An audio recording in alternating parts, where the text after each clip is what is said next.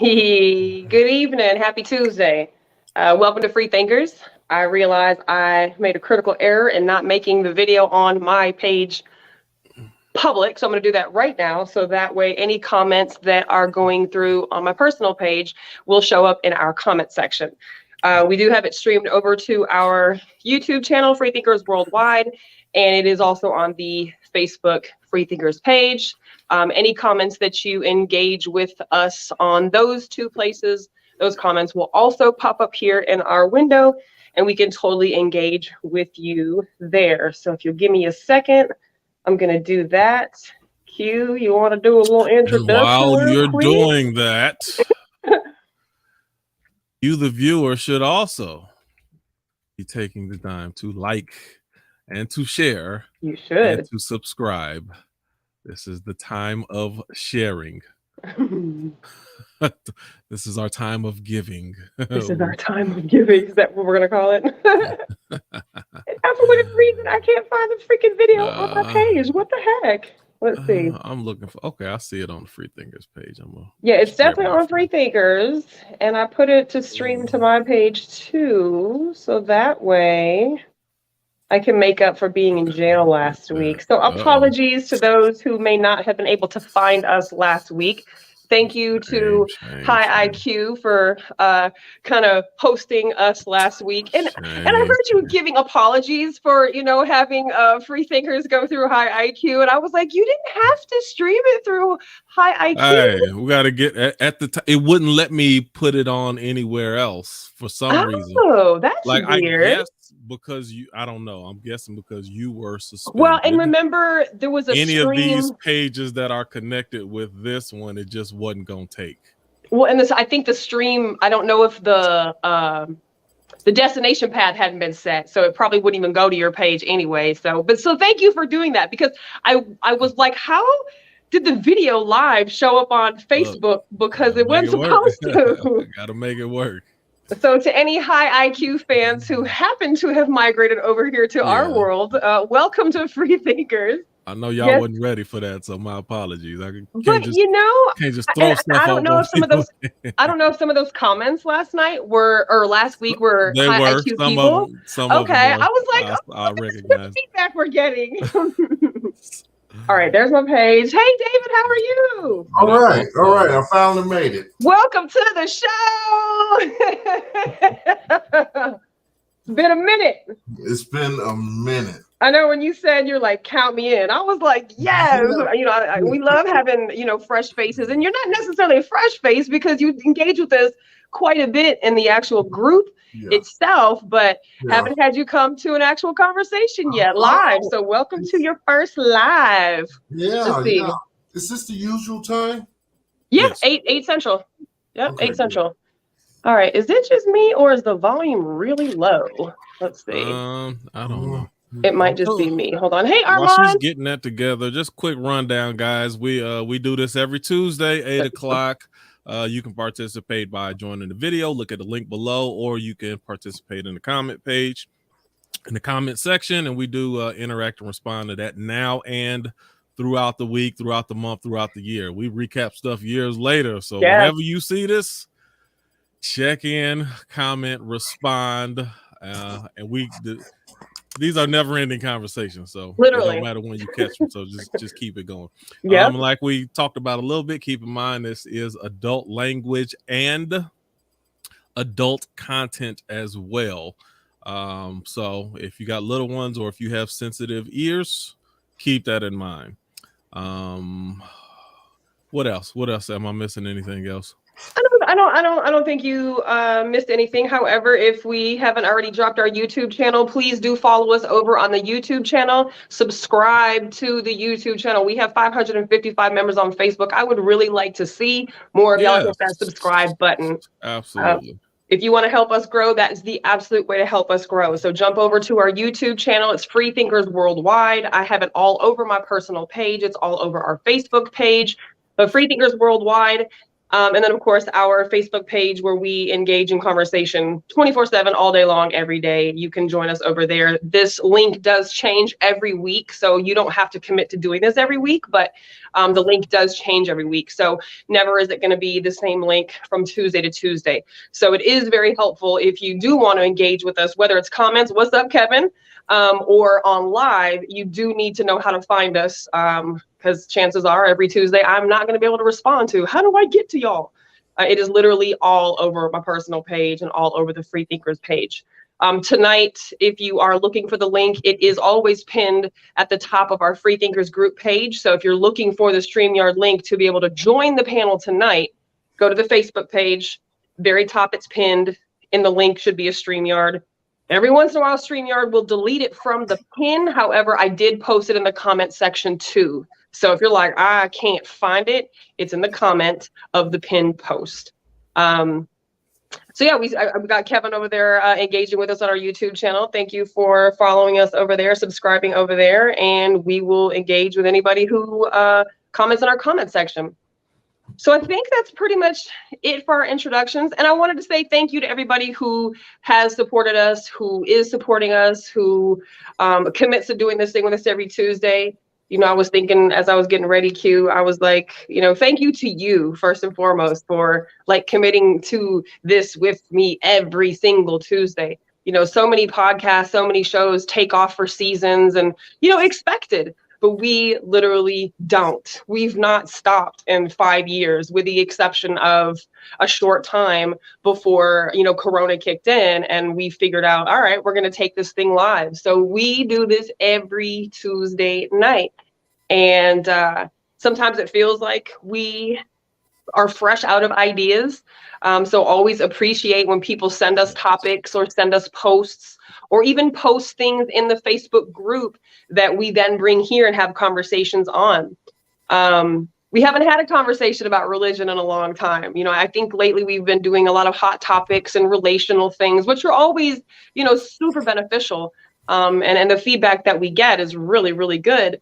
But it's nice to be able to switch it up a little bit and not be talking about relationships tonight or Will Smith or Jada Pinkett or cancel culture. There's plenty of that to go around. So tonight we're going to talk about, you know, religion in different aspects. I had posted on the Freethinkers group page a couple days ago, or maybe even, I guess, no, it was yesterday. I got out of jail yesterday, so it couldn't have been a couple days ago. I was still in Facebook jail, so I couldn't. No more interventions for you. I'm done with interventions. I tried. I give up. You know, it's funny because today there was a few comments that I was going to reply to, and I was like, you know what? No, I'm just not going to say anything. I'm just going to say nothing. And I literally did just that. And I was like, I'm proud of myself. I said I was going to shut up, and I did. Because, I mean, you really realize, like, how challenging it is to even do something like this, to have a show when Facebook literally has all your controls. And I mean, I have 2 other profiles. They snagged them too. So it was like, I was totally screwed. There was nothing to do. But meanwhile, Nikki, while you got suspended for what you said, I watched 2 or 3 people get killed on Facebook. How about that? Literally. Yeah, literally. You know, and somebody had said last week that, you know, once they start putting you in Facebook jail, like they're just going to notoriously stay on people that keep going back to Facebook jail, you know. And then, you know, my girlfriend sent me that video that I posted earlier today about, you know, what could the probability be in the future that if you piss off the social media gods, that they shut your car off, that you can't use your car for a certain amount of time, like you can't use your social media function. Nikki, no. I told you to go to Black Mirrors and watch Nosedive. You did. I got Ivory to finally watch it, and that'll highlight some of what you just said. They talk about something like that on Black Mirror. Yeah. Check out Nosedive on Black Mirror. You said that last week, and you know what? And I looked. I got on Netflix last week, and like Black Mirror just wasn't in my whole entire page anymore. So I think I just completely forgot to go and look at it. But I did want to watch the episode that you suggested I watch. So yeah, hey, Ivory, welcome to the show tonight. So religion, we're going to talk about, just the variety of things that we're going to get into with religion. And it starts off with the post that was posted in the group page. Yes. So I'm going to go ahead and throw it up. So yeah. Sure everybody was able to, see this on the group page. So let me ask you, Nikki, why did that post, because you posted that, correct? Yes. What about that post grabbed your attention? What is that beeping noise? Oh, I don't know. Does anybody hear that? I hear it. What is that? Hold on. I go one by one. It ain't you. David. Yes. David got you got I don't know. You got a janky fan. You got a janky fan going. He got a fluorescent, he got a big fluorescent light above him. That's all. The big Maybe long fluorescent light. This? I don't know. Maybe it's a little buzzing, like kind of. It's a constant. It's like a white noise. No buzzing light here. There's no buzzing light. Speaking of Black Mirror, you need to watch White Noise too, Nikki. But that's another. There's no buzzing light. It's a ceiling light. That's what it is. It just sounds like some type of electrical buzzing. You hear the fan. You hear the fan buzz. It's not buzzing. No. Okay. It's not now. Well, no, I can hear it still, but I mean, it's not bothering me. It's not overly bothering me. You all right? So, what you may want to do, mute yourself when you're not talking, because it's not too annoying, but it can be heard. It's not making noise. But if we telling you we can hear something when you're not muted, it's you. When I muted you, it could be one of your plugs. Yeah, when I muted you, then that's when it went off. That's how I knew. Okay, great. He's like, damn, a first day. I'm already making a mistake. It's just something got picked up in the recording. It's all good. Yeah, if you're not actively talking, then you can just mute yourself. But outside of that, then man, I have to always mute myself because I have a screaming baby. Yeah, you do. Background, so don't worry. Some of us live here. I mute myself. You'll hear my dog at some point in the background. It's guaranteed. That and the sirens out my window. So Back so what about this post grabbed your attention to point you wanted to post it? Like, what about it was interesting or grabbed your attention? I think it was honestly the responses that I saw in the original post. Okay. People, there was obviously a lot of people who were absolutely 100% on board with giving their tithes and, faithfully giving 10% and what that means to them. And then there was just as many people who were like, no, and of course gave their reasonings behind why. And I was like, oh, I know where to take this to. So like I said in the post, you kind of have it can kind of go two different directions based on the post and then based on what you said above the post. Right. I'm gonna get to what you said above the post after we talk about this. Okay. But see, this seems so easy to me. I hope it's not as easy as it seems to me, because it's one of those things to where if you don't subscribe to the Bible for direction, instruction, inspiration, if you don't believe it's the inspired word of God giving you directions and instructions to do something, then why would you do it? Right. Like, there's no reason for you to do it if you don't. It all depends on how you view the Bible. If you view it as a book, you probably won't do it. If you view it as more than a book, then you may do it. So Nikki, if you want to add something to that, then Ivory, I want to see if because me and Ivory, even though we both do, we don't look at it the same way. So Ivory will still have a different perspective than even I will. Well, and I wonder too if even people who, maybe have gotten away from the church, or maybe have gotten away from, the traditions in which they were raised in the church with, may still be very,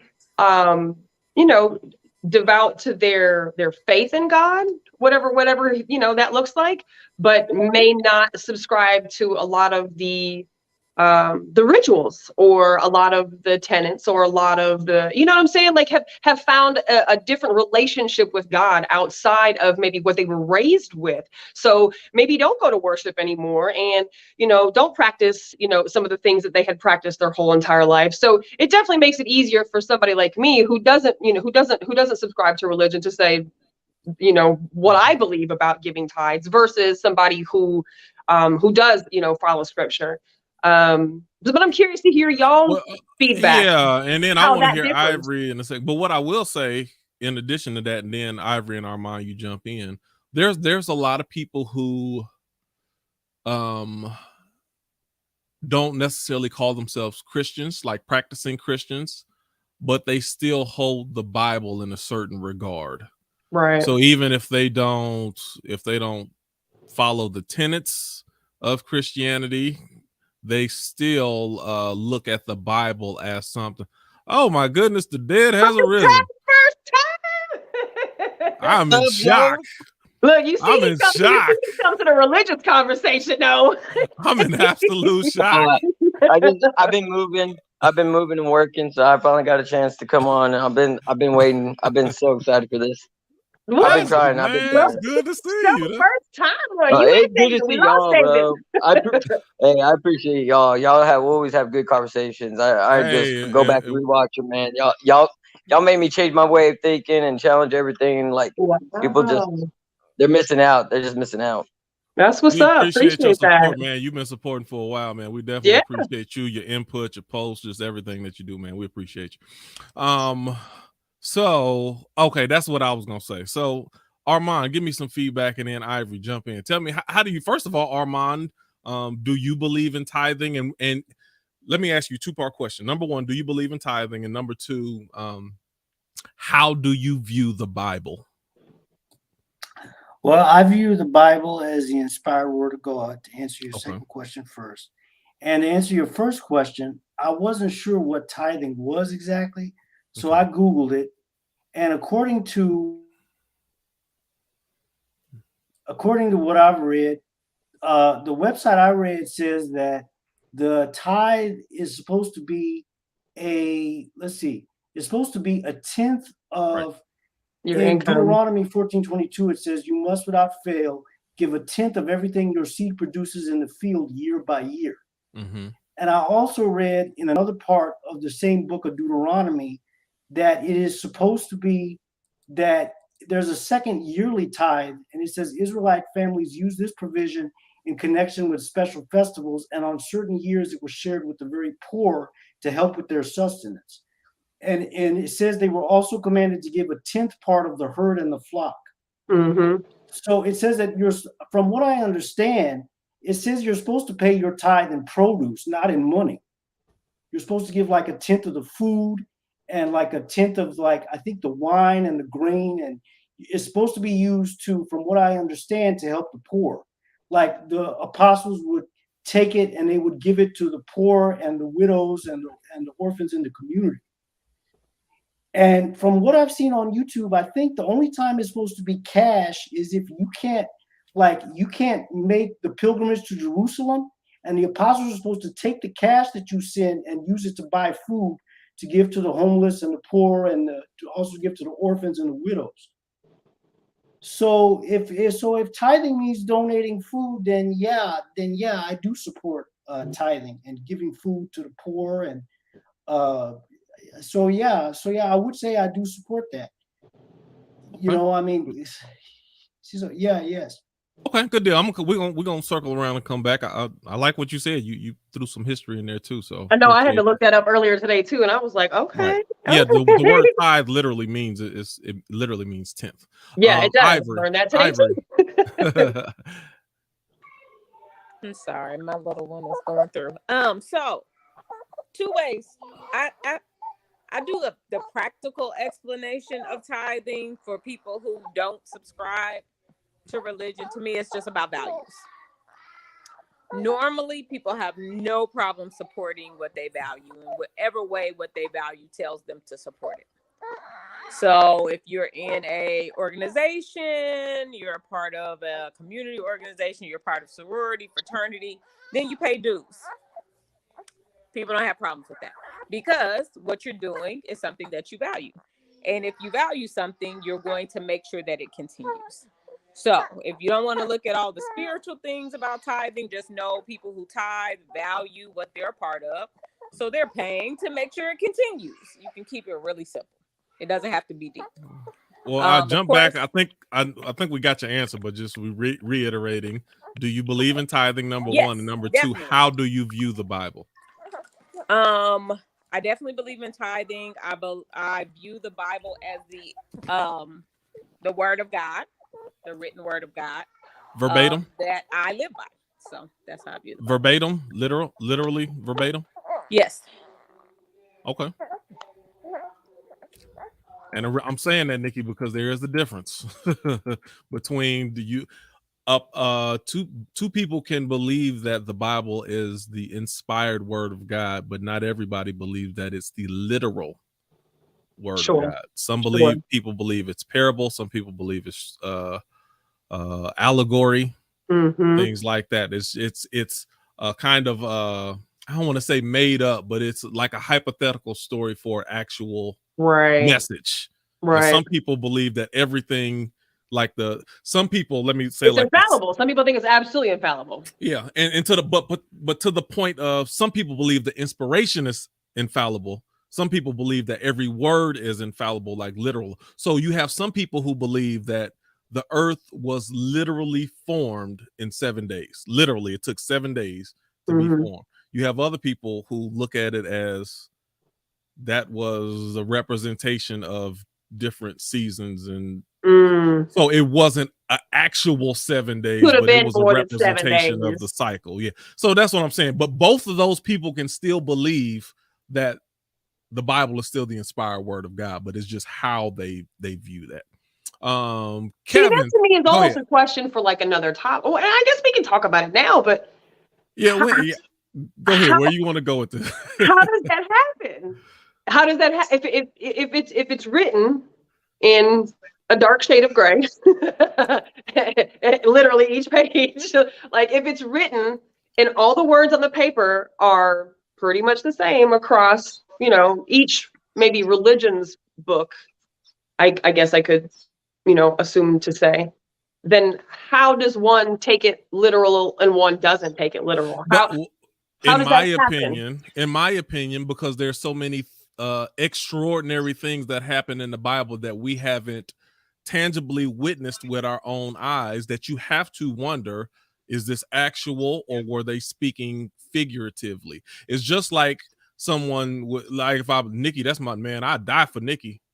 I kill somebody for Nikki. They better not mess with her. Do I really mean that?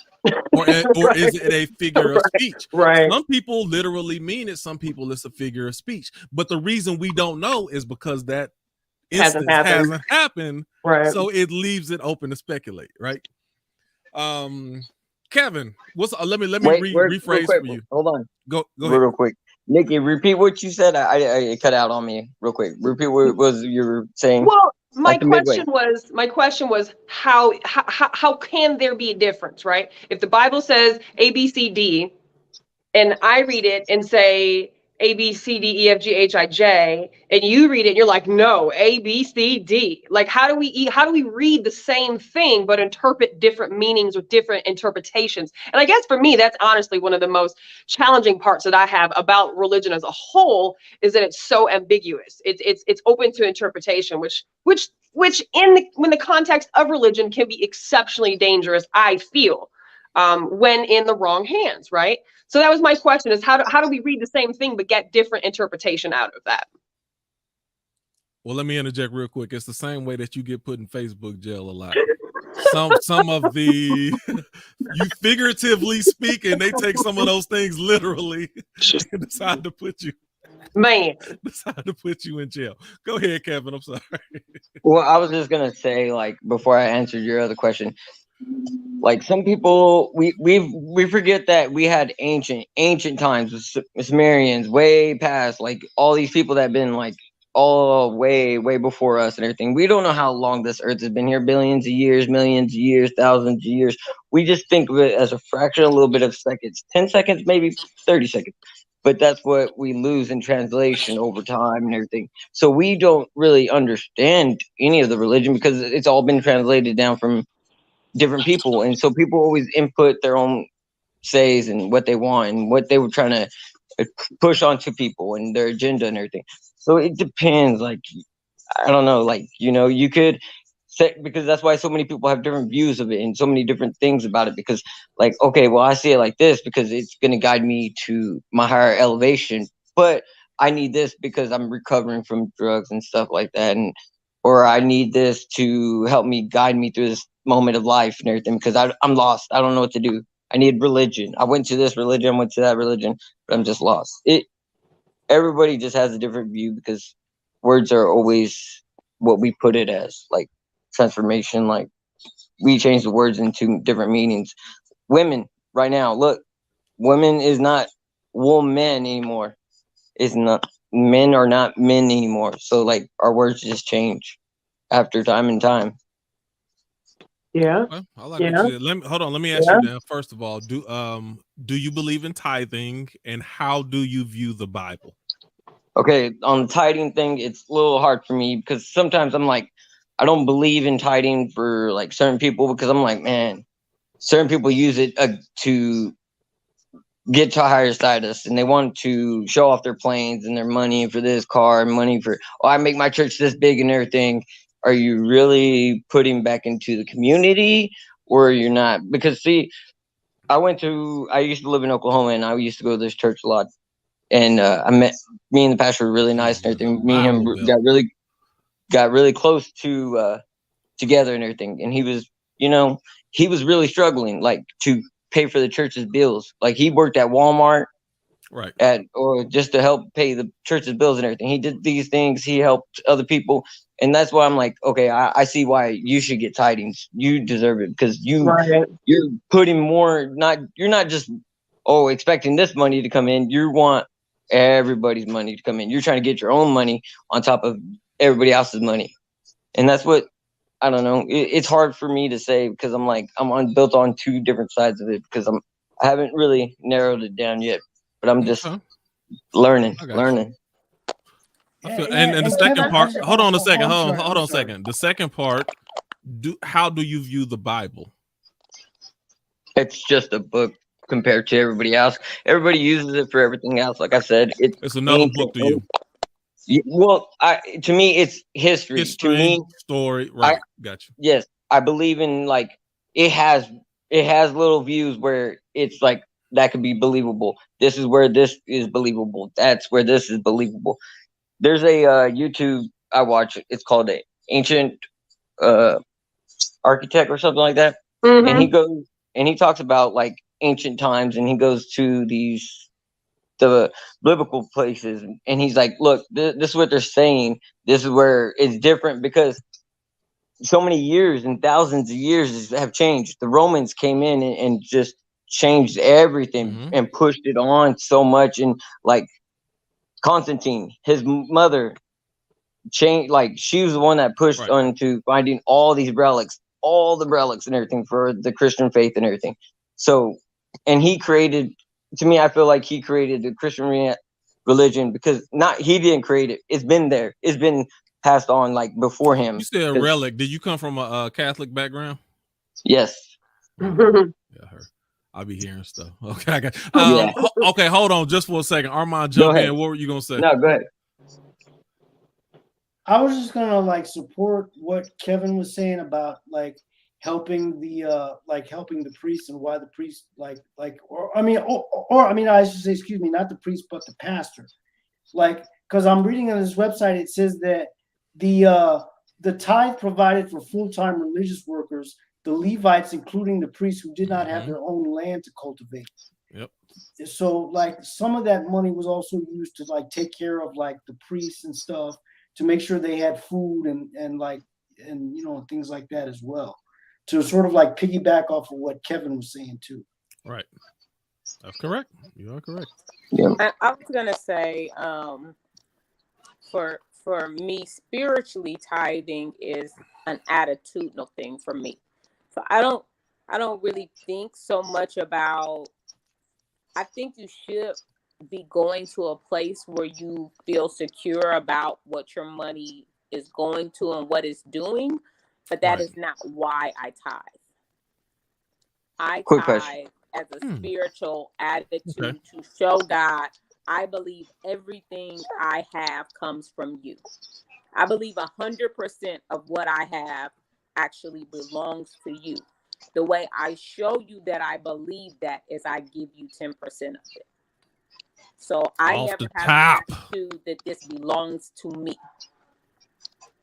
So that's me spiritually. One of the reasons I tithe is because it helps me check my attitude about how I feel about my wealth and who actually is responsible for my wealth.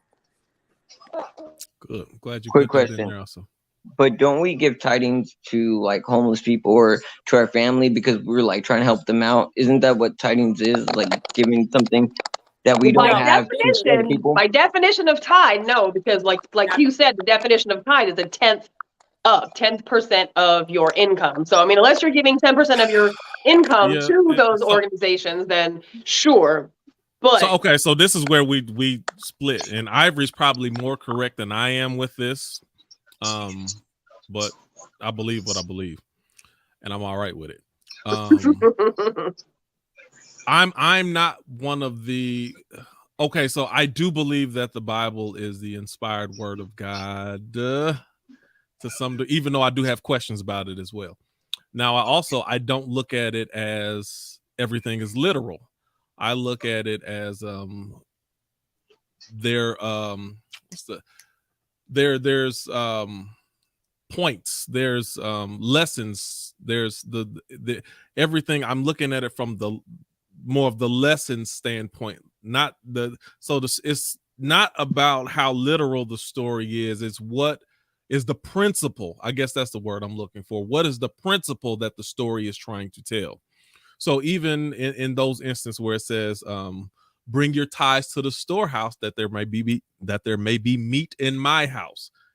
It's the principle is the purpose for the tithe is so that there's provision, so that the church has provision in order to disperse back out to the people. So that even goes back to what Kevin is saying. When you give into the homeless, this and this and that, the way God designs it is that you give to the church, and the church is supposed to be the entity that provides for the homeless and the widows and the orphans. Now, when you don't see that happening, now you have other questions. But initially, the principle of tithing, based in whatever book that is in the Old Testament, I forget. It's Malachi. I think it's Malachi.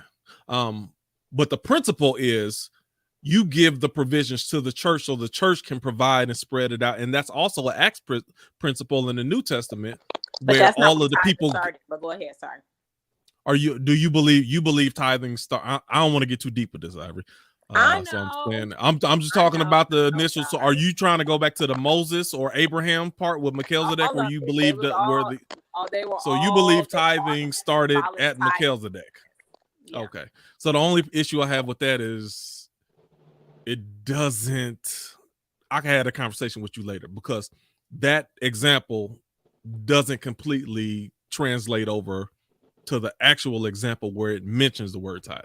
But that's another conversation for another time. Anyway, my view is the principle. What's the principle that you get? So I'm not in disagreement with you, Kevin, when you talking about the way that you give and who you give to, and if you give to homeless people and so forth like that. Because for me, it's more the principle than it is the actual word, versus where Ivory or someone else was like, no, they tell you to give it here for this reason, so this is why you need to give it. So I get both sides of it.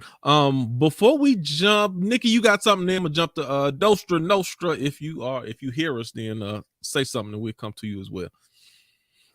Do y'all faithfully give your 10%? Peace. Is that like every paycheck? Is that once a month? Like, how do y'all give your 10%? Is that each service? Every check. Every check. Do y'all? For most of my life, I gave 10%, at least 10% by the book, like the way that the Bible was instructed to do. It's not that I don't do it now, but it's the way that I view it is different. Okay. Even though it's probable that I give more than 10% now. But at this point, I'm not I'm not focused on that certain number and do it because of this and this and this and this and that. It's just more based on relationship, and it's not out of necessity. It's just more so out of relationship and the need that I see for it. Like I said, I look at churches, ministries, groups, organizations that actually help people, and I see them doing the work, and I look and say, this is something that I want to fund or help thrust or help continue, whatever it is. So it's not that I don't, but it's my mindset doesn't look at it the same way. I don't know if that makes sense to you, but well, no, it does. But so then, based on the literal versus maybe the not literal, right? What would that mean for somebody like you? Does that mean that like you don't get accepted? Like what? For some people, what would that be? Right. So nowadays, for some people, they may be like, "Well, Q, you're not a tither," and I'm like, "Yeah, well, you can say I'm not, but I still give more than you do, and I give a higher percentage than you do, even at your 10%." So I'm getting past the point of the technical semantics of it, but some people are not, and I get that as well. So I don't trip on people who. Well, Q, I mean, if this. Like the Bible says too, all that matters is that God sees your donation. It doesn't matter what people think of how much you should be given, or like it says in the New Testament. All that matters is that God sees your giving, not whether other people approve of right. And that's why I don't. Right. That's why I don't care.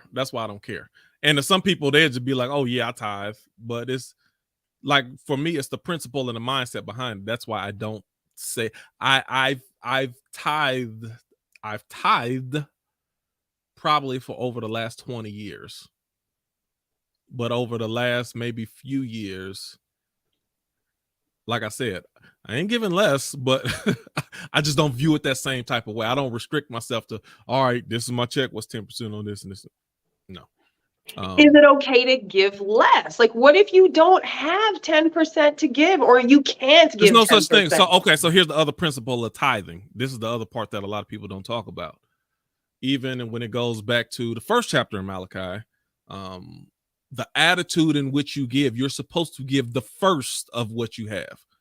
So if you give the first of what you have, then there's no such thing as you never. How can you not have 10%? If you get $1, then a dime belongs to God. And not only a dime, the first dime before you break the other 90 cents belongs to God. So if you actually practice the principle properly, because that goes back to Ivory, where she talked about attitude and relationship. Your attitude, if God gave this to me and I want to show God that that God has priority in my life, then I'm giving him the first of what I have. So when people say I don't have enough to tithe, there's no such thing as that. If you're always giving that first 10th of everything that you earn, then that's just what it is, and the amount doesn't matter. Only way people get in trouble is when you try to do everything that you needed to do, and then you try to say, "Okay, what I got left? Oh, I ain't got 10% left." I mean, but if you're doing all the other things that you're supposed to do by the book, then don't you still get a golden ticket? Like, don't you still get guaranteed interest? Well, the truest essence of how the Bible described tithing, you're not doing it correctly because you didn't give it first. If you give it first, then there's no way you can't have that 10% available to give.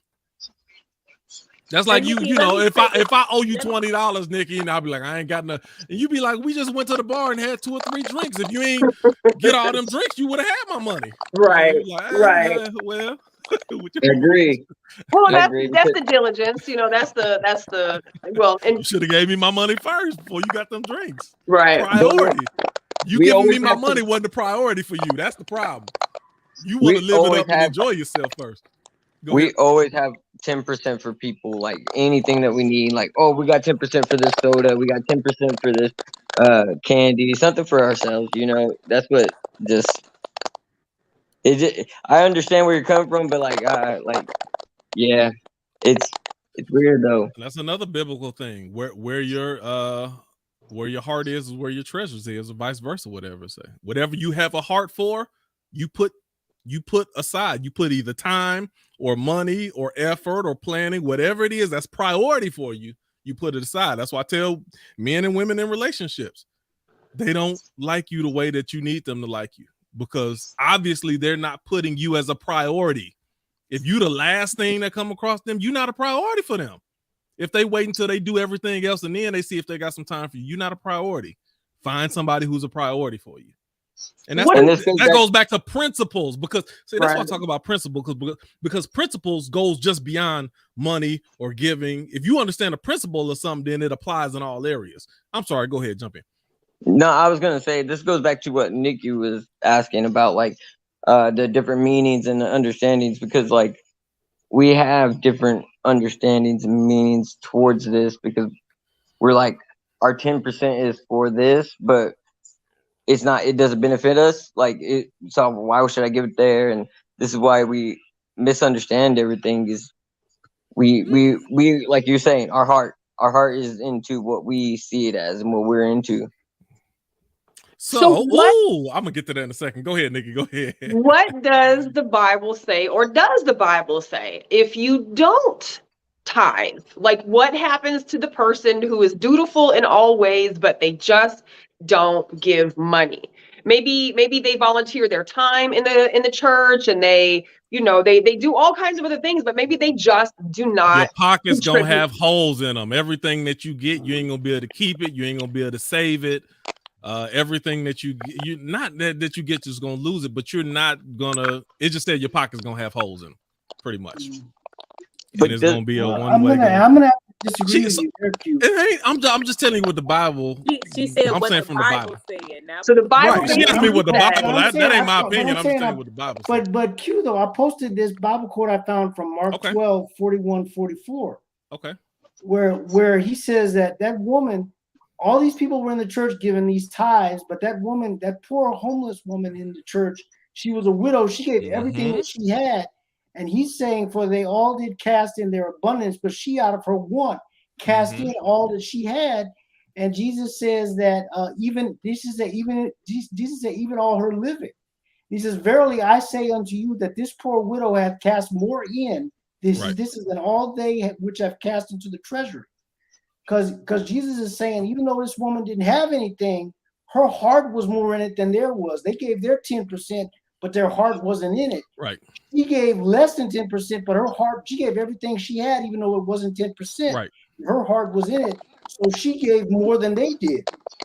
She gave more than 10%, though, Armand. But hold on. She gave more than 10%. Right, because she gave what she had. But I don't even want to get. I'm still staying technical right now. So somebody's clickety. Let me see. That might be you, Kevin. Let me see.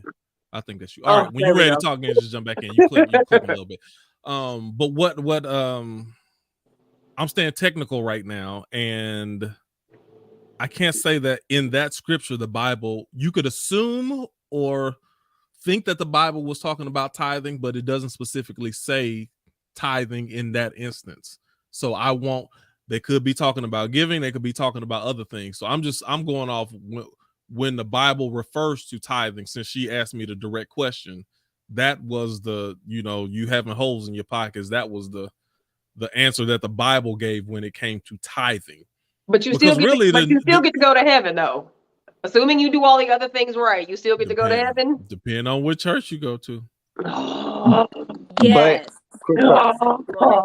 The Bible, you do. right? I'm being honest, because the reason people have these questions. I'm so funny about just the greatness to this. So I'm asking questions because Ivory's answer is correct. I'm just telling you. No, if you ask 7 different churches, then they'll give you different answers. Say you're going to hell for not tithing. It is just saying that, because God is not, he doesn't even say this is a requirement, like everybody gonna have holes in their pocket. It's like, if you are saying that you follow me, you follow the Bible, you're a part of this faith, which means that I'm supposed to be leading and guiding you, and then you don't tithe, then like a parent, like it's like the same idea as if your child you told your child to do something, they kept not doing it. I ain't gonna do it. But then you bought them a new PlayStation. Like, why would you do that? And so it's like, no, you're gonna have holes in your pockets, because I'm a parent and you're not doing what I'm asking you to do, so I'm not gonna reward that. Now, if he ain't your parent, then just get it how you get it. That's the concept. And me, I look at it from the principle standpoint. See, God don't have to do anything. When your priorities concerning money is out of whack, you don't handle money properly. And that's though a lot of things that the Bible has principles, and when you don't follow the principles, God don't have to get mad, happy, angry, or whatever. It's just automatic. Don't be a glutton, meaning overeating, indulging in eating, stuff like that. Right. God don't have to strike you down with diabetes. It's gonna you eating Right. unhealthy. There's automatic consequences that come from certain behavior. Right. Natural consequences, as my dad always said. Natural consequences. So I think the people and maybe the church does a poor job of this because they try to make everything super spiritual, but a lot of the principles that's in the Bible is just straying you away from natural consequences. Right. The Bible talk about adultery. It's dangerous to mess around with other people's wives and husbands. You get yourself you get yourself killed like that. It's like the natural God ain't got to do nothing. The husband gonna do something to you. It's natural consequences. So a lot of the stuff, stealing, murder, wanting what your neighbor has, all of that stuff, there's natural consequences to it. So I mean, that's more the way that I look at it. I ain't gonna say one way is right or wrong, but that's I got a question. Yes, sir. So do we on this Bible, do we like adjust it for different times, different times of the people? Like the Romans, we adjusted for this, like we're adjusting it now because we have the New Testament now, and it takes away a lot of creations and a lot about this different things and everything because it's not into our zone. Is this created so it can guide us, or is it created for them to control us? Like you saying the New Testament, or you saying just the Bible all of it, all general and vicinity? Because like you were saying, tidings and like this will be this way, and you can get diabetes from this because this what it says in the Bible. Everybody can use a piece from here and there to put into their input and create it into what they want to make it. This is why it's true because you see how this person looked. That's what happened. That's what you see what it said in the Bible. And I feel like, to me, it scares me because I've seen a lot of cultists and a lot of people use it as that bad way, the Crusades. And that's only why I feel worried about the Bible. That's why I get cautious about the Bible, because I know the Bible, is not the only holy book. The Bible came from the Jewish Bible, and then the Muslims created their religion by following Christian religion. So like, it's just. So the truth is, you really don't trust the leaders who preach the Bible. Yes.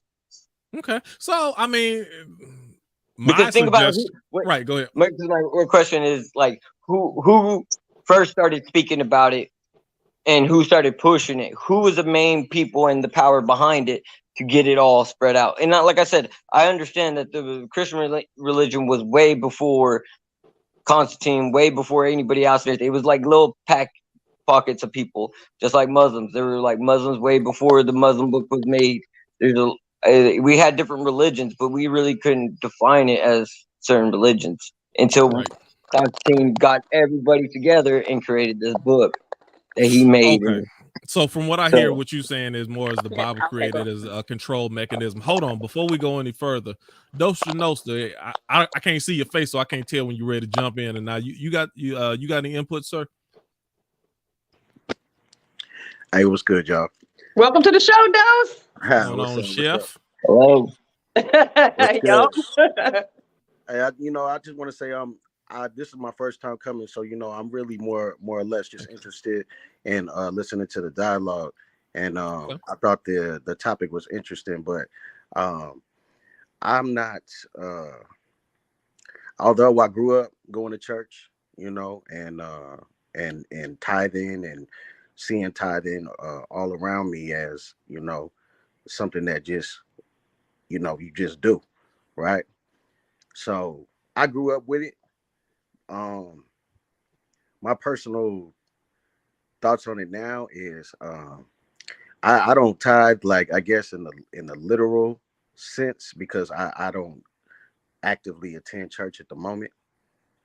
But I would like to say that I kind of uphold the concept of it by the way that I give back, daily and like throughout my community. I live in Detroit. There's a lot of poverty here. And so I run into people who need help on a daily basis, and I do whatever I can to uplift the people in my community. And I know it's not the same literal sense of tithing, because that really actually means to be involved with the church. But I think it's also a concept too that implies to help your fellow man. Right. And I think that we sometimes, like nowadays, we get too caught up in a literal sense of things. Right. And the real message get lost, and people throw out, their opinions about, how it should go and how it should be. And I just think that personally, I respect everybody's opinion, but I don't think I'm too qualified to like really speak on tithing in that. And you said that. Yeah. No, look, I'm way less qualified, but we still gonna talk about it. No doubt. But who's qualified though? Who's qualified though? I tell you who's qualified. Go ahead. People who tithe. Right. Yeah, but experience though, life experience over the time and years and everything. That's what they got, is experiencing through their times, right? Time is what your experience is, right?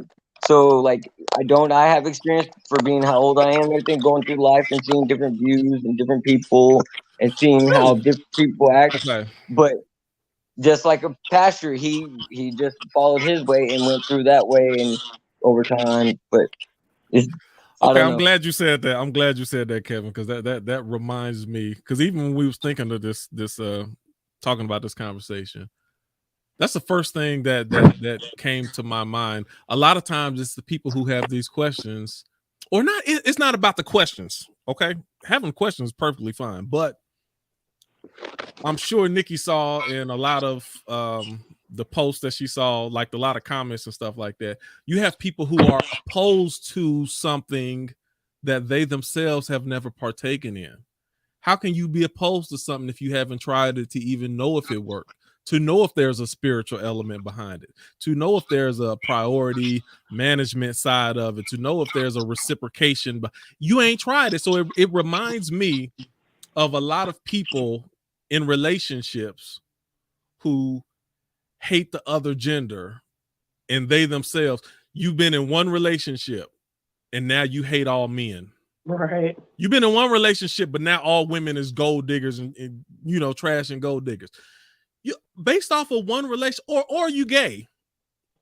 It's like, you can't tell me about that. You don't even partake in that arena to say a woman is trash relationally when you don't even like women, or you only been with one woman. Right. Like you have, so certain people, I think you get disqualified, or you say, well, white women is this and black women, there's a lot of people that are not qualified if you haven't partaken in it. Well, and I think that this is where some of the skepticism comes into play too. People who maybe gave their feedback, out of just personal skepticism. So the skepticism is okay, but to have a strong opinion about something, that's like me saying, Taekwondo, that it don't work. I never trained or practiced for it. How do I know if it work or not? Or I went to one class. I took classes for a week and I'd be like, oh, this don't work. Right. You don't have a large enough sample size to say the trial class at that or not. Right. So I was thinking about this. What about people like, because I have some family members, and some people that I've known in my life who gave faithfully. We're devout Christians, born, bred, raised in a church, will die in a church. Certainly live a very hypocritical lifestyle, but still go faithful every Sunday, still give money, still do all the things, right? Still practice and preach, and just don't always live those things, but we'll certainly talk about it, right? So they give their tithes faithfully and are chronically broke. It's obviously those things can obviously happen, right? This is where money management comes into play. But if they're giving, then how come those pockets are empty? If they're giving that 10% every time, then how come there's those holes in the pockets? So it's like, again, I hear what's being said, but then there's always those other scenarios where it's like, but what does this mean? And I know that you guguys are not like the end all be all for all things biblical, but since we're having this conversation, great question. Awesome it's something that I thought of. I'll let somebody else jump in. But I see. I also feel like tithing is a choice, though. So it's like if somebody gets himself in a financial bind because they're giving their 10% and their faith is set up to where that's what they're going to do regardless, then you can't really blame the tithing. I would think you would have to look at what the other factors of what they're doing with their money, because they're making the conscious choice. The 10% to them is already gone in their mind, you know what I mean? Because they've made the habit of tithing. I want to be careful with my words. I say habit, but there's lots of people that that tithe and don't know why they do as well. So that's all I'm saying. Is like it is a choice, even though some may view it as not being a choice because they're following what they believe is they're being commanded. They're commanded to do, right? So okay. I just look at it like everything is a choice, and there are churches that take advantage of people. Yeah. Right. And Okay. So let me For jump to sure. somebody else. Now, Dose, he did one of the things he mentioned. He's like, what are the other factors? It could be more than just that. So that's a good point. Ivory, what were you going to say? Sorry. Let me redo the question again. Why are some of the people who tithe still broke? Go ahead. There are people who attend church faithfully who have no relationship with God. Relationship. Okay. Who have no consideration for him in their everyday lives. They just do it as a religious function of what their family has always done. Exactly. For those people, it doesn't matter what religious function you perform, it's not going to give you the intended benefit without a true relationship with God. But there are lots of people who go to church who have no relationship with God. Damn. That's a good one. So, and Armand, before you jump in, it just remind me, because a lot of it deals with relationships, so I keep bringing it back to relationship. So that's like the man who boasts about he don't cheat. Well, I don't cheat. What's wrong with her? But you talk down on her, you disrespect her, you don't bring your money home, you don't spend no time with her. Like there's a lot of other elements that goes into relationship building than just this one element. Right. So to say, well, if you tithing, then why you broke? It could be a lot of how's your time management? How are you managing that other 90%? Right. What are you pressing towards your goals? Are you proactive, or are you, so it's a lot of things that go along with that. It's just saying you can't point to one thing. That's what I got from what Doe said. Well, and the reason I mention that is just based on what you guys had kind of said in the beginning of this, that what tithing does, or what it doesn't, what happens if you don't tithe, you have the empty pockets, you have the holes in your pockets. And I'm like, well, I know people who give faithfully, who, swear they live and breathe by the word of Jesus, right? But chronically broke, get their 10% off the top, but seem to always have them empty pockets. I mean, of course, there's always elements to why we are in the situations that we're in. I just was speaking to the theory that if you don't, this is what'll happen. That's a great question. Now hold on, Armand. I saw you I think you was about to say something, and then Kevin, I think you're gonna say something. I think Ivory said it. Like she already said it about. So I don't have anything to add. Okay, good deal.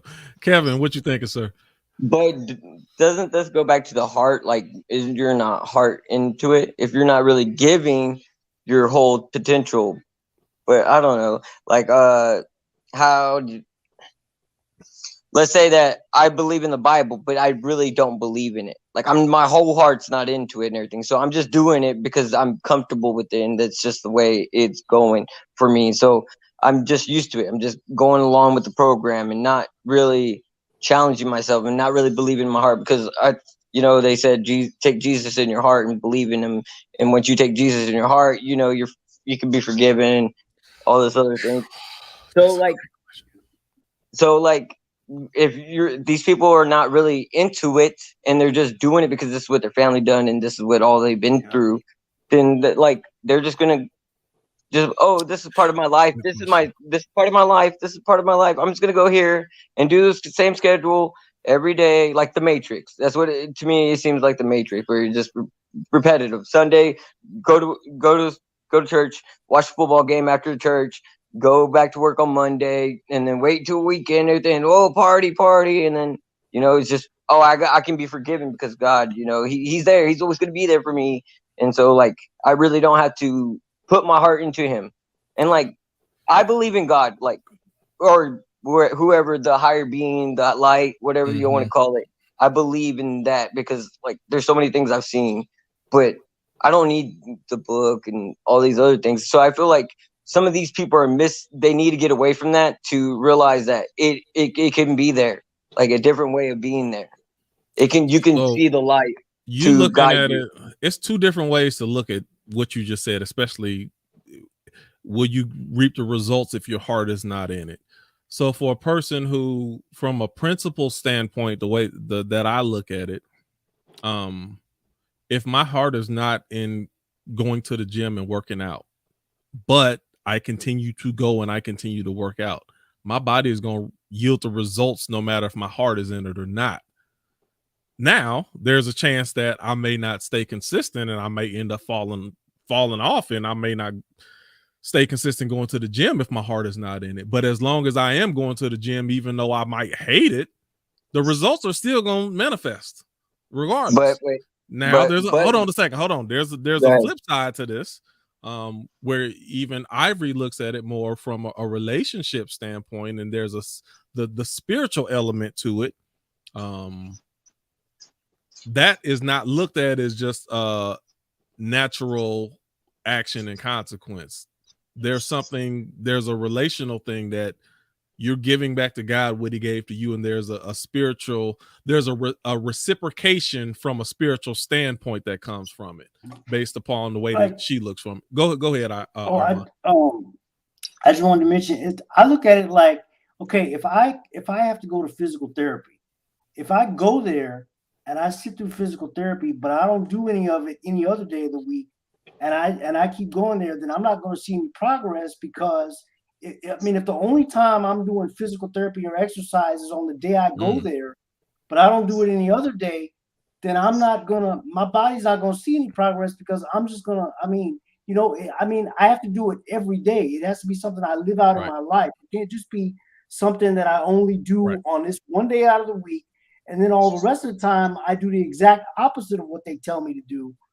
But I keep coming in this one day a week. It's like if I had to go to like an Alcoholics Anonymous meeting, and basically, and I just sit there for each meeting.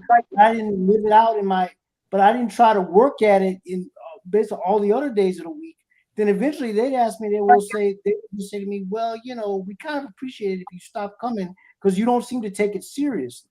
Nah, we never say that in Alcoholics Anonymous, baby. You come sit in that room all day, every day till you get the message. You ain't never gotta leave. You ain't never gotta believe, but you can sit in there all day long. That's the Nikki. All right, hold on just a second, because I spoke on behalf of Ivory, and she might totally disagree with what I just said. What did you speak on? Oh yeah, about when the I said from the part. Yeah, I don't know. You might disagree with that. I'm just speaking. No, definitely. I think I was trying to say that before. It's like, my concept of like being a Christian is like living under the roof of your parents, right? Like, I've decided to be grown and live here. So if I decide to live here and follow your rules, your way, be in relationship with you, I reap the benefits of being here with you. And if I don't want to, I move out and I do it on my own, which is fine too.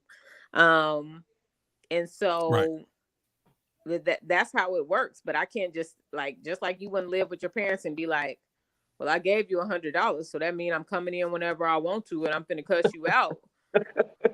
They're not gonna care about that $100 you gave them. Like, you can keep your $100. You don't get to change the rules here if you don't want to maintain a relationship. Like, the money is not going to override the relationship.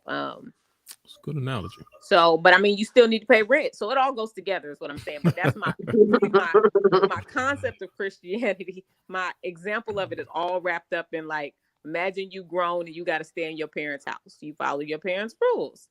You stay in good relationship with your parents. You pay your parents a little money. You know, it's just like, that's just how it works. Right. So, well, Kevin had a question, but because we're gonna get back to, is the Bible created as a control mechanism?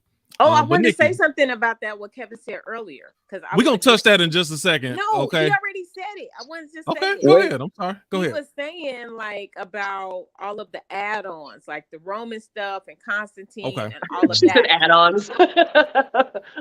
Oh, it is. And I was gonna say, even as I'm a very devout Bible Christian, but I do believe that any intelligent Christian, and everybody is not going to be an intelligent Christian. Like, I don't even think everybody's called to it, but I think any intelligent Christian needs to spend time separating their faith from Romanization and Westernization and Americanization, and like get down to the basis of the root of their faith. True. So I agree. True. I agree. Good thought. Nikki, did you got anything else to add, Nikki? And then I'll come to you, Kevin. No, I'm just learning. I'm listening. No, I'm not. I won't interject my my pessimistic thoughts just quite yet. Okay, good. I'm just totally messing with you. Like, I'm gonna always throw in my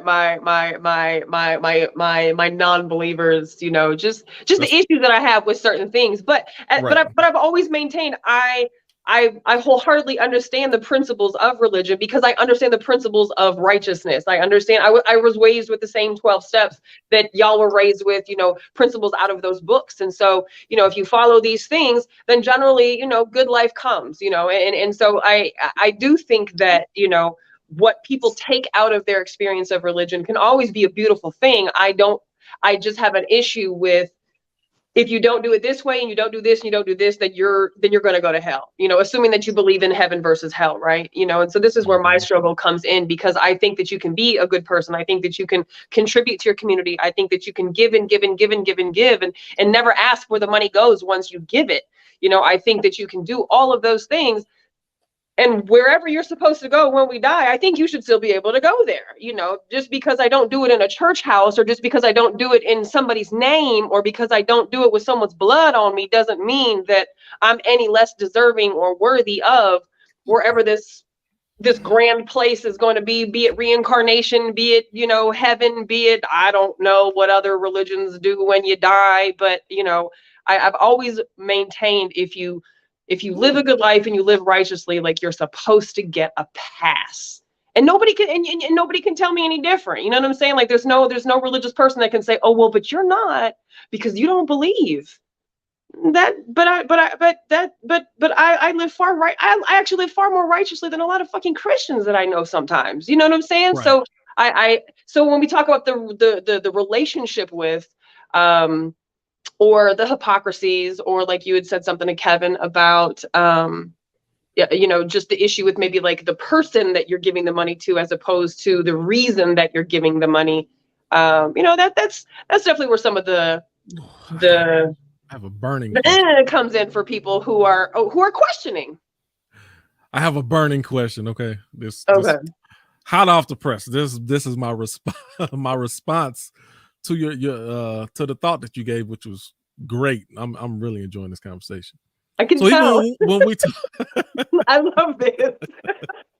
So when we talk about the afterlife, my first question is, from what source did you gain knowledge about the afterlife? Or if they're talking about heaven and hell, where did you get that information from? You asking me, like, personally? Each person, yeah. You, Kevin, I got it. Go ahead. So when we believe in like the afterlife, where we get it from, and it could be because we see life and just living, that's the way we could accept it. Like, what after this, there has to be something else. We have to believe in something else for ourselves. Everybody don't believe that, which I find hard to believe, but keep going. Yeah. Keep going. And no, everybody doesn't believe that. No, some people just believe the lights go some out. people And that's just it. believe that we Right, just die right. and it's over, like nothing. You just go to a black space. But my other thing is like, if there is something above and there's something below, like how do you know for sure? We have all these people that said they experienced it and they've done it, and we believe witnesses for certain things, but we don't believe these certain witnesses. We in court of law, we use witnesses to put people in jail, but we don't believe in certain witnesses that say, oh, I experienced life after death. That's their experience of life after death. It might be different because of what they seen and what they had in their mind and their perception of Because it life can't be after death. proven. Okay. It can't be proven till you Let me, die. I know, but let me hold you down No, on this. but Let me hold it you down goes on the point to- of what I'm saying. Oh yeah, go ahead. I was gonna just say Do you one thing after believe that. is the concept of heaven or the afterlife? Do you believe that that's already innately inside of you, or did you receive that information from a church or synagogue or cathedral or somewhere else that told you? That's what I'm asking. That's what I'm asking. Or you might feel that this is something innately inside of me that has always felt that way, and somebody just needed to show the expression of it. I'm asking you that specific question, Kevin. Where did you get the concept of heaven from? So to me, like I got it from my religion, being Catholic and everything, doing the whole communion, doing all that and everything. That was my perception. But once I started reading into other religions and doing my own thoughts and different perceptions of what other people are saying and listening to other people's views and near-death experiences that people have had, because like I said, witnesses are different from different types of views. But like, it's just the Bible has said, like, God made us in his likeness. So I kind of feel like we have had that in us because he made it like, here, I made you to know what I need you to know. But we just lost the view of it, of where we're going, because we've been so clouded from everything that we've been pushed onto. You what's do not believe right. that there's something innately inside of you that connects with that as well. But I didn't realize that until after reading and like I learning more about and then experiencing, the big man upstairs, whatever you want to call him, just like, different life views, you just start seeing a different way of life and stuff. And then you start hearing people's experiences of near-death experiences and like, oh my God, I saw this and everything. And then you go to somebody else and they're like, no, I didn't see none of that. All I saw was empty. I don't know. And so maybe that's what their way of thinking. So like everybody has their own perception of life and death. Okay. Now this is go back to my unicorns and leprechauns argument. Nikki, let me come to you. All right. How did you initially what initially formed your concept of the afterlife? Was it religion? Was it some preacher? Was it a church? Was it your parents? Was it just your imagination? What was it? So I don't think we didn't start going to church until I was in middle school. Do you believe in there's going to be afterlife? I don't know. I would like to believe that when we die, it's not just over, right? Like, and that's one of the things that I've struggled with my whole life, is that there's no way that we are this grand on this planet, in this universe, with whatever created us. Like, there's no way that we just die and it's just over. So that's always been excuse me, sorry. That's always been a thing I've questioned and was really kind of bothered by my whole life. I don't want to die and then just be done. I think that there was more of me that didn't understand what reincarnation was, but almost subscribed to the theory that, energy continues on and we're just going to transfer into the next whatever. It doesn't mean I'm going to be a Nikki again, but I could be a flower or a bee or something. But and something about that made me feel good and warm and fuzzy, that like, oh, it's not just over. It wasn't until speak to the soul though. I mean, scientifically, yes, your energy's still gonna go on, because that's what matter is. It just keeps going on but I think the soul ain't talking about the physical. But I don't know, because how many times do we meet little children who you're like, you've been here before. You've definitely been here before. You have an old soul, So I mean, just like the movie Soul. Right. So I've struggled with that. So we started going to church when I was in middle school, and we went to a Methodist church for a good couple years, and I was baptized and all that extra stuff and whatnot.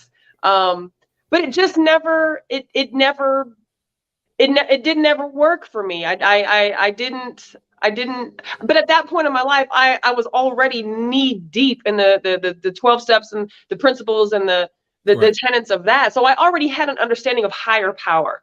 I already had an understanding of something greater than myself. It was never, and my dad was always, you know, able to teach this to us in a way where it was God as we understood him or her. It didn't have to be the God that, you know, the Christianity says, or that Catholicism says, or any other religion. It was just God as you understand it. So if you understand God to be a tree, let that be the reason. And so for me, I had a little bit of a different induction, I think, maybe to higher power, which is why I've always been able to hang on to the belief that there is something greater than me. So I'm not atheist. I'm not that, because I don't believe that nothing exists. But I don't believe in heaven or hell. And I don't want to believe that, like, it's over when we die, but I won't know until I check out. But it was taught to us. I don't know if any of us. So I think it's taught to all of us, really. So I guess now I'm gonna circle back. When the visual presentation is taught to you in one of those structural forms, I think it's only natural that people feel that they need to follow that same group, church, entity in order to if they're the one who helped you with that imagination, then in some aspects, a lot of times they will control how you view acceptance or denial into that.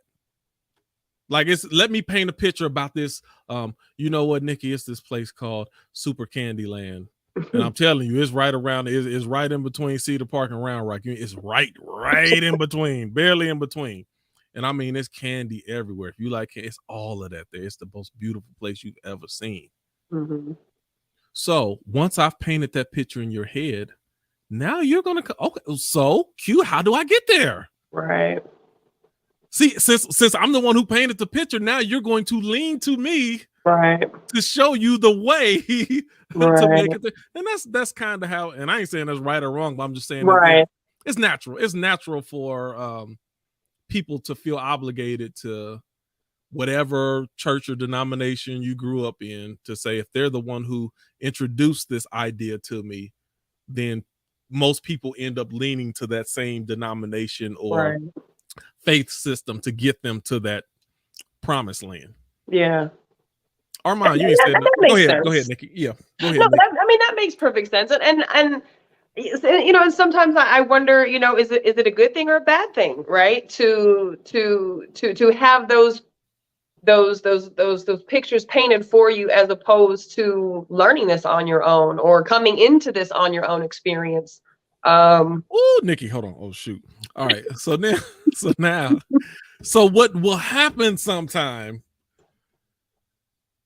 I painted this picture, and since I'm the one painted the picture, you start asking me, well, how do I get there? What street do I turn down? This and this and that. And you get relying on me. You ever do this sometimes? You start getting reliant on the person who told you about it, and you be like, I got Google and GPS. I can figure this out for myself. It's like, why do I keep on asking them and texting them and trying to, I gotta, hold on, which way do I turn, this and this? And I keep on asking them, not realizing I got the tools that I need to find it.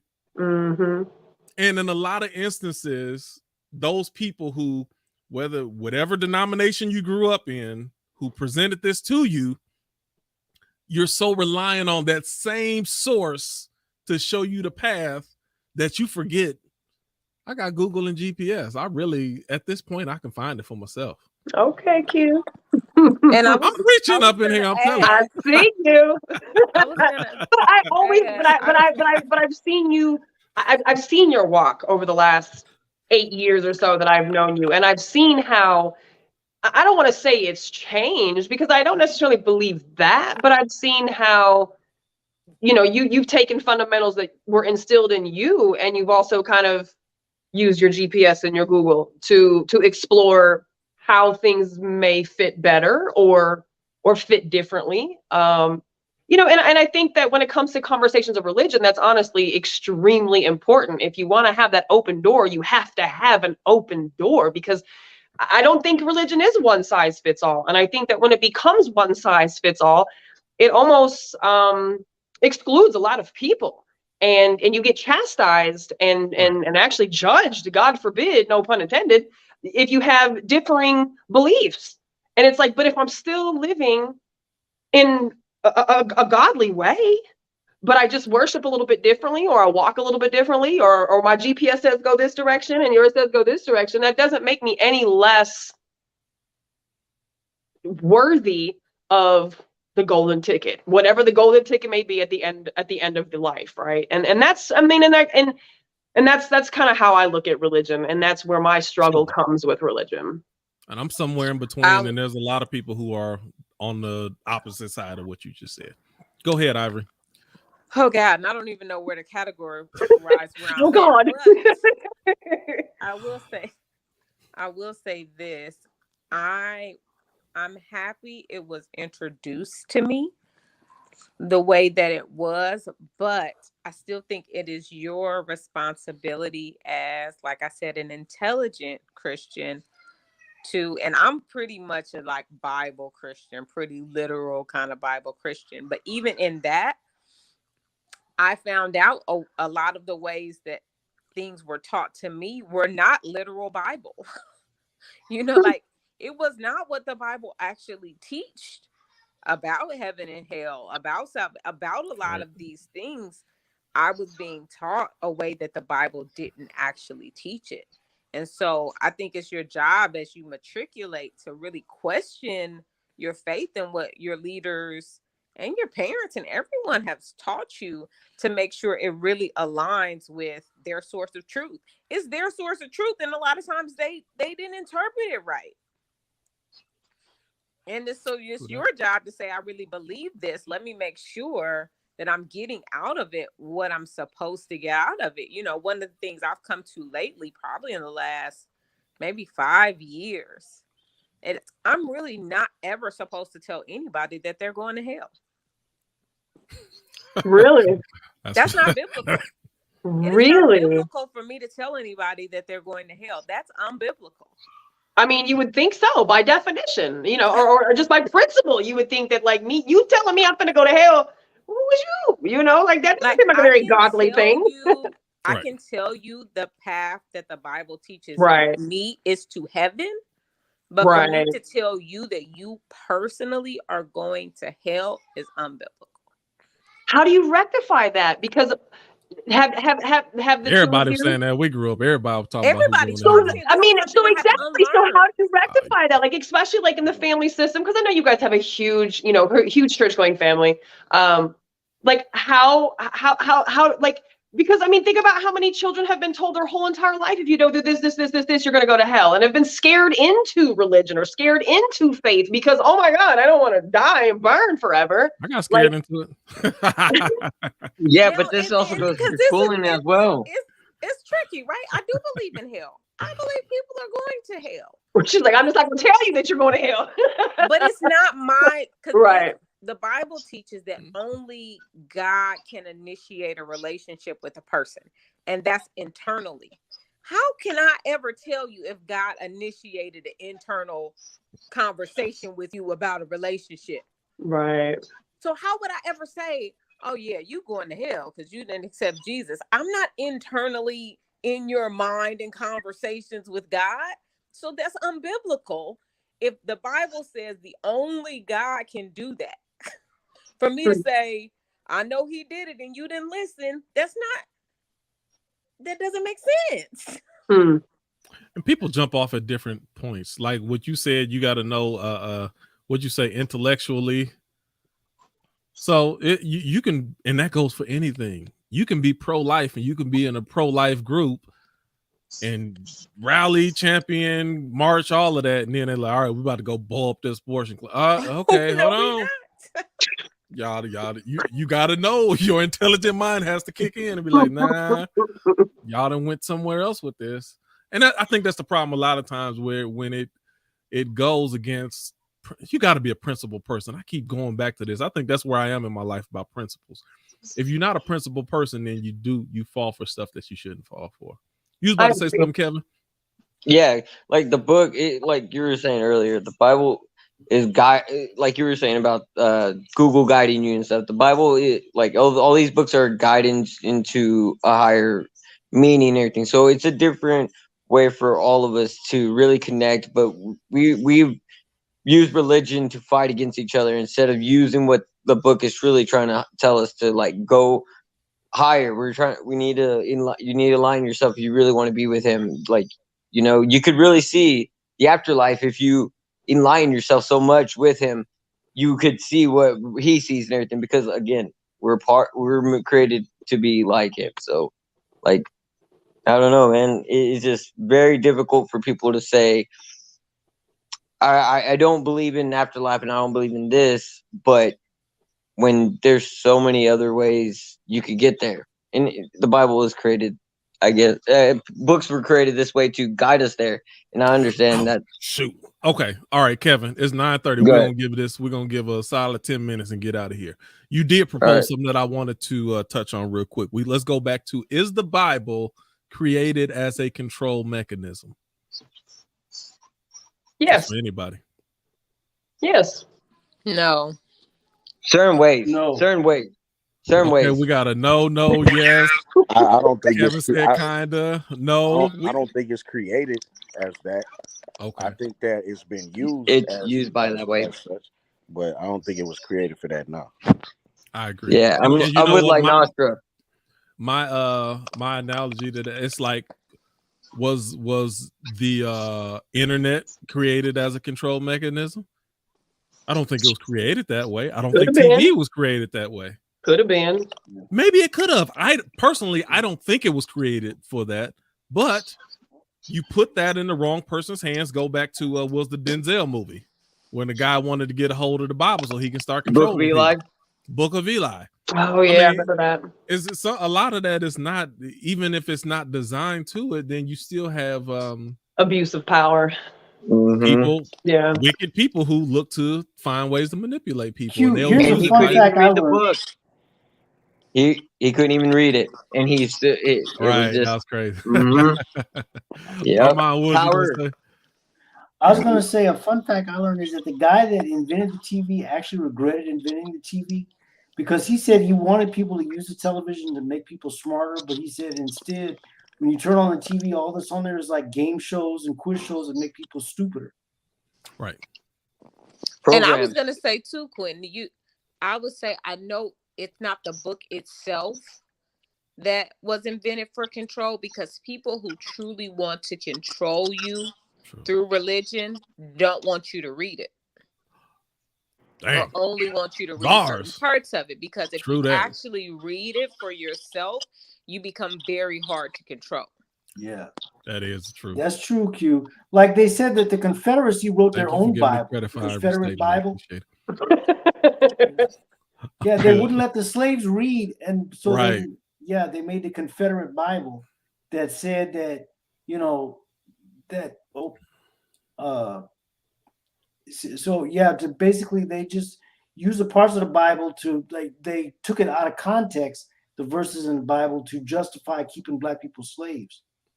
And it's even certain, it's funny because there's certain scriptures when you start going in further denominations, like, so if you get a Jehovah's Witness Bible or a Mormon's Bible versus what we call traditional Bible, there's certain scriptures that's worded differently that supports their belief system versus our belief system. And there's little tiny things that's changed in order to support how they believe versus how we believe. But how is that any different than how they would feel about the Christian Bible? You know, if Muslims feel the Quran is the infallible word, and if other religions feel that their Bibles or their books are the end all be all, like, how is that any different? How's that any different? I mean, hasn't the book been changed a million times anyways? Been written and rewritten and written and rewritten, and words changed, and of course I know that words have changed as generations have changed and meanings have changed. but I mean, there isn't just one God, but there's supposed to be just one God, but there's not just, you know what I'm saying? So it's like, how isn't it okay for other, wouldn't it be okay for other religions to have different versions of that book if that's what they wholeheartedly believe in is the way to whatever the way to is supposed to be? Like, I always am curious and interested and intrigued by people who, you know, just think that their religion is the only way. It's just the only way, and every other religion but mine is most of them do. Absolutely foolish. Most religions do. Almost about 90% between 91 and 99% believe that their way is the only way. And that's wild to me. Like, I feel as though, you know, if our goal, our common goal is love and peace and humanity and loving your brother and righteousness, like it shouldn't matter who we worship, and as for long me, as Nikki, that's not our common goal, though, Nikki. But Nikki, for me, there's way too many I don't knows to try to be definitive on this way has to be the only way. Right. It's too regional. It's too like there's so many people and cultures that would be left out based upon how we view something. It doesn't make sense to me. So it's like I can't be definitive about something that even that, the way they try to present it on that front, it doesn't line up to how I was taught and how I believe God operates. So do you feel like any other religion besides Christianity is not accurate? Do you think that those people are not going to go to heaven? Oh, or whatever the afterlife? I believe almost every religion is not accurate. That's why I don't really subscribe to religion or denominations. I believe that all of them have inaccuracies. So the same reason that I won't be a Democrat or a Republican, because you're not going to give me 12 to 15 points and say, we agree on all these 15. No, I agree on about 6 of them. Right. And just because I agree on 6 of them, I'm not going along with the other 7 just because I want to be a part of this group. Let me say, for me, I believe that all other religions besides mine are inaccurate. And I also believe that I do not get a say on who goes to heaven or hell. Yeah. That's almost like a contradiction in itself. Like, you I literally believe- you almost just contradicted yourself. Only mine is the one that's going to get you to heaven, but I can't tell you you're going to go to hell. I didn't say only mine was going to get you to heaven. I said I believe that mine is the correct and true God, but I have that's a difference. All right, say so on who makes it to heaven or hell, or if your efforts to reach what you thought was a true and correct God will be good enough for God. I am not the judge of that. Okay, so she model. I got to listen to her intently. She said the true and correct, but that she didn't say the only. Well, if hers is true and correct, then it is the only. But yeah, never mind. There is no alternative. Why there you is no plan Nikki B. when that's what you said? No, I'm saying I do believe my God is the true and correct God, but I also don't know your God or your religion. She don't split them. My it's God, not split. My God, it's not my God. Between and your God is only a Christian God. Her system of belief and her God is not. Right. She so Christianity is the only way to heaven, essentially. No, I didn't say that. We just keep asking you this, Ivory. Listen, I'm saying I believe that the God that I believe in through the faith that I believe in him is the one and true and only God. I also believe, listen, that throughout the generations, people have made efforts to know God and get to know God from whatever information and starting base that they came from. And I do not believe all of those people are going to hell because they did not have the details or knowledge that I have. Okay, so I got you. So your God is the only God. Your way is the only way, but your God still has the final decide on who comes in, but it's still going to be through his door that he opens, and it's not going to be his door, and he will open it for people who maybe had a limited understanding of who he was. I got you. So where do Muslims go, and where do Buddhists go, They and where do know. Hindus That go, ain't- and that where ain't do far. Catholics go, That and ain't where far. That's not, Nikki. She doesn't have the authority to answer that. I don't have the I'm authority. not asking for the authority. I'm asking for the opinion. It sounds as Well, though she if you can't- do not believe in the Christian God, then any Well, she other can't- religion is yeah, irrelevant. But I she didn't can't say that. answer that, Nikki. And that's Like she crazy just to me said, she because doesn't those Armand, people, you tell me what you think, those Armand. people are just as devout in their worship, in their Right. following, in their commitment. But Nikki, that's your opinion. How do you know God shares the same opinion you have? I'm saying if you subscribe to other religions and you dutifully do what those religious books say you have to do, that's what I'm talking about. So if those people religiously do what Nikki, those books are saying to do, those people also believe that they're going to either be reincarnated or have their pathway to heaven or whatever the afterlife may be. So this is the part of religion that's interesting to me. It's exclusionary as opposed to inclusionary, and that's like discouraging to me as somebody who might be seeking like what's my connection, but I understand it, and I understand that about like religion. I said, I think they will. I think Muslims and Buddhists, and, yes. I don't think that they are. I'm a person who looks heavily on intent. I don't think that they have ill intent. I don't think that, or anyone who doesn't have ill intent toward other people. Even when God talked about love, and God talked about loving God with all your heart, treating your neighbor as yourself. Those things, like even when they talked about what's the commandments, he's like, you can sum all the rest of the commandments and laws up in these two things. Understand your priority with me, and then treat your neighbor right. That's how you judge love. I feel that. Armand, what you think? Well, I'm a Christian, He wanted me to I skip past. I believe that believing on Yeshua is like Jesus said, I am the way, the truth, and the life. He says no one comes to the Father except through me. Armand, let me ask you a question first. Okay, yeah. What is I guess what's your cultural background? Because even when you talk about Christianity, you don't have the same I don't hear that same Western philosophy in the way that you speak as I hear most people. I'm just asking. Okay. Can you repeat the question? What's your cultural background? Okay. My cultural background. Well, my mother's African American. My father's from Iran, but he's an atheist. Okay. Oh, okay. Yeah. Okay. So I mean, these kind of discussions, as you can probably expect, it kind of tense, but yeah. So he's Iranian and an atheist. That's interesting. Yeah, that kind of goes without saying. Wow. Right. So that's my cultural background. Now, okay. Now, what were you saying? I'm sorry, I cut you off. What were you saying as far as what you believe? I was just saying that I was raised as a Christian. My mom was a Christian. She raised us as a Christian. So I was raised in that background. But I'm just saying that's just me. There are other members of my family that believe differently.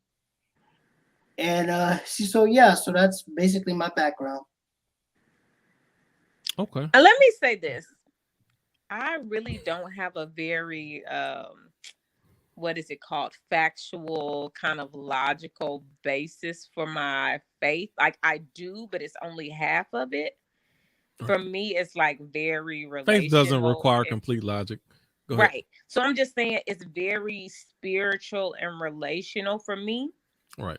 And so when I think about it, because it still goes with the Bible says no man can call Jesus Lord but by the Holy Spirit. So I know I had a very clear moment where God was telling me to come into a relationship with him. Like that was a very spiritual kind of out of body moment for me personally. And so if I believe the Bible and that actually happened for me, I truly believe that that moment has to happen for a person before God would ever send them to hell. I feel that. So when I say I can't send anybody to hell, no matter what religion they are or what they're Right. doing, that's what I mean.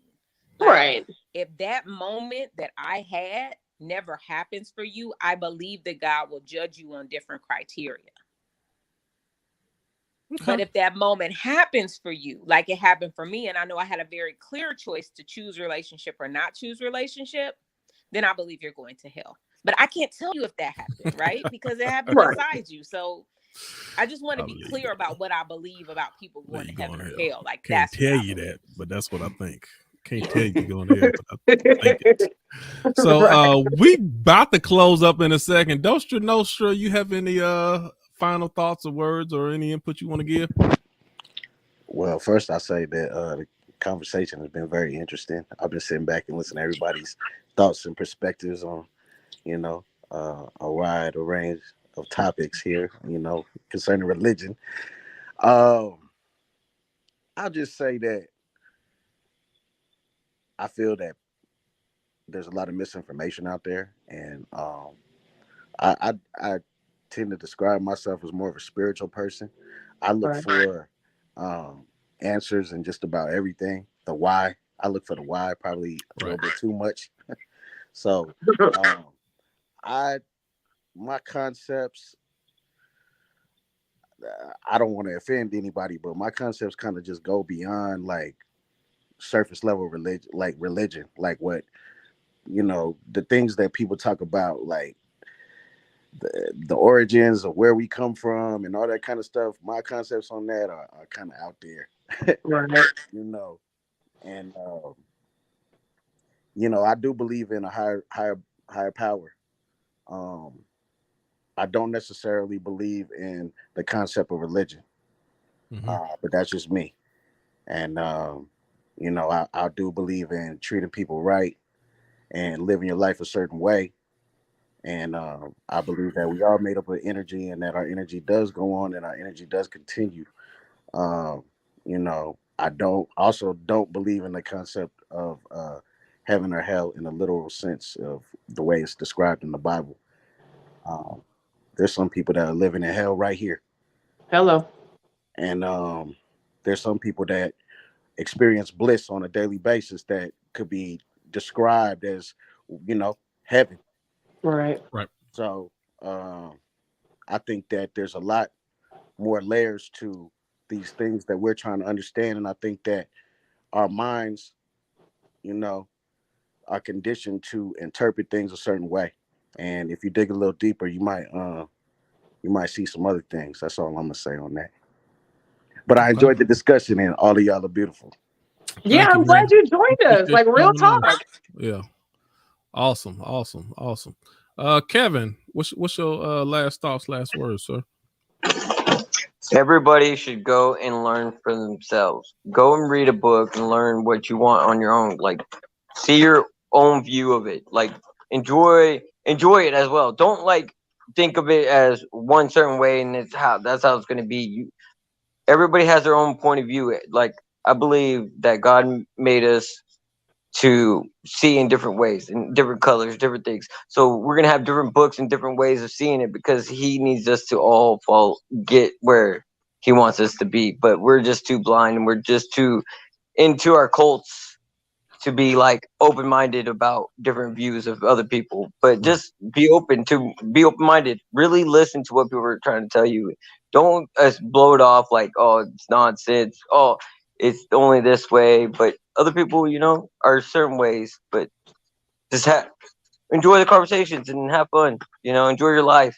Experience it. You know what I mean? Don't be so afraid to, because the Bible says, oh, if you do this, you're not gonna be able to go to heaven or go to hell and everything because you did something wrong. Try to enjoy what you're doing. God gave us the way of, how do you say, free choice, whatever they say. God gave us free will. Free will. Yep. So Good, man. I'm glad you got on with us, Yeah, man. thanks for joining us tonight too. I was First time shocked. Man, I appreciate y'all, man. Y'all always have some good conversations. I told y'all always have some good conversations. I like to be challenged, and I like different views, and I like to really go down to the roots of like, maybe this is my way of seeing things is not the right way. Maybe I need to look at other things the other way. Right. 4 eyes are better than 2 eyes. You know what I mean? Right. I believe I do believe religion has its place. I believe religion is useful. I don't believe religion should necessarily be your final destination. But I definitely think it's a vehicle that helps you get to a designated place. Just like I said, even when I keep using analogies like with martial arts and stuff like that. I guarantee you, no matter what you're training, whether it's boxing, jiu-jitsu, judo, karate, whatever it is, when you get in a street fight, a lot of that's going to go out the window. I guarantee you're not sticking directly to that structure or that art form. But what it does, it will give you the tools that can help you build from those tools. So I think religion is it's a vehicle that gives you a structure. Whether it teaches you discipline and consistency, whether it's tithing or regular attendance, or how you treat people, or how you love people, or whatever, how you serve or give of your time, or what. There's a structure in place, and a lot of people have a hard time finding a pathway to God. Not everybody, but a lot of people have a hard way finding a pathway to God because they don't have the proper structure that will help focus in their mind. Because when you're dealing with spiritual stuff and things that go beyond the natural, if all of your natural tangible faculties, they can easily interfere with your ability to connect. So there's certain things that you do need. What people don't like the word religion, but whatever, religion, structure, a discipline, you need those things in order to prepare you for that. And when you get to a certain place, then that's when you ask the questions and you have a foundation. You can do other things, you can ask other questions, and you can expand in what you need to get the full spiritual experience. Because even with Christians, Muslims, everybody don't have the same inquiry type of motivation. I could be sitting next to 3 or 4 or 5 people in the church, and some people just good to sit there for the rest of their lives. For other people like me, I need deeper meaning. For other people, they really need to know about the intricacies of the afterlife and all this, and other people need to know about the intricacies of history. It's all different, but that's when I'm saying religion can take you so far, but then you need to know when to branch off and say, all right, I got Google, I got GPS. Let me go find these answers that I need. So yeah, that's basically the way I viewed it. I enjoyed this conversation. Nikki, you can give your final thoughts, and then you can close us out, and then we're done. I was trying to think of what my final thoughts could even be, but I think at the end of the day, I stick with what I believe in, and it's just, if God is love, then we just need to be love. You know what I'm saying? Straight up, like if God is love, then we just need to be love. And if you're gonna talk about it, be about it. Period. Talk about it, be about it, and stay open. Allow people to ask questions. Be forgiving. Walk in grace. To be a definition of grace. Love your neighbor. It's okay to change how you feel. I firmly believe that. I firmly believe that there is God within all of us, and it's our job to tap into the God within us, and that's by getting into our higher self and operating in a way in which we tap into higher self, because ultimately the God voice that you hear is your own at the end of the day. So, this was a super interesting conversation, and I always love having these conversations. Sometimes I get worried that you think I'm just going to like slam all things religious, and I don't, and that's never my intention. So. I don't think that. I was like, you're probably gonna be surprised to hear I was baptized, but I was. I went through communion and did all that stuff too. It's just, yeah, I was surprised about like, oh, okay. See, I'm not totally tainted, but I am very okay with my relationship with God, how I understand him or her or it to be, and nobody can tell me any different. And so I would empower that to anybody else. Is not to let anybody tell you, not to let anybody tell you anything different, and it's all about experience, really and truly. Experience changes our thoughts, and we see a lot of people change religions, and in my world, that's okay too. As long as you live in love and you walk that walk, I feel like it's all right. And I'm okay with that, and I know that's not everybody's belief, but be love and join us next Tuesday, 8:05 live. We'll be back next Tuesday. And thank you so much for you guys' participation and being, open books and willing to answer these questions. And, we had a lot of great feedback in the comment section. So y'all please make sure you share this video with folks and follow our pages. And we'll see you next Tuesday. Good night. Good night.